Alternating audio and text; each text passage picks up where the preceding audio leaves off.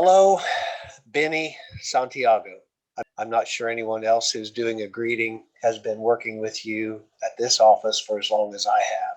I don't know if you remember, Benny, but this is the way I looked when you and I first partnered up here. I'm going to challenge you to show us all a picture of yourself from 1991. I've talked to you and other people several times about the day you and I first discussed you coming in and taking over the chaplaincy program. It was on the steps of the YMCA. It wasn't long after I had first been elected.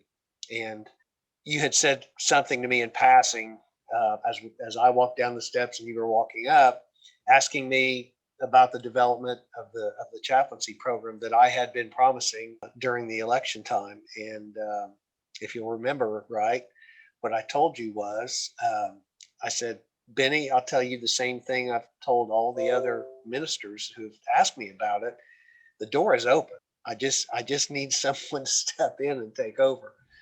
And you did. You came in, and I feel like we went from 25 miles an hour to 75 miles an hour probably within a year, because within that first year, you built up a cadre of volunteer chaplains and some other volunteers from different churches around the county, and that continued to grow for several years. You began providing services at least 5 days a week to offenders who were in jail, who needed someone to talk to, and they had never had that kind of access before. And I think we all know that it probably turned some lives around and maybe even saved some lives.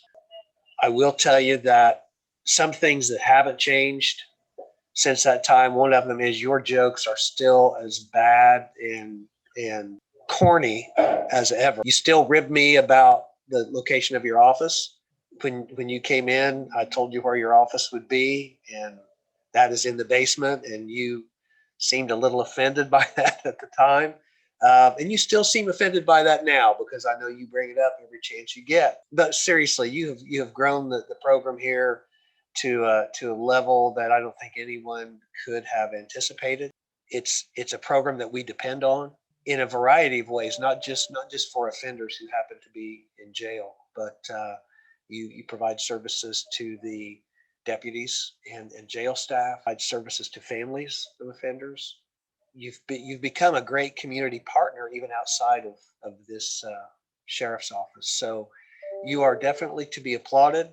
I'm not sure how long you're going to be around, maybe forever, but I know one thing for sure: the footprint that you have made here and that you will leave here is going to be nearly impossible, if not impossible.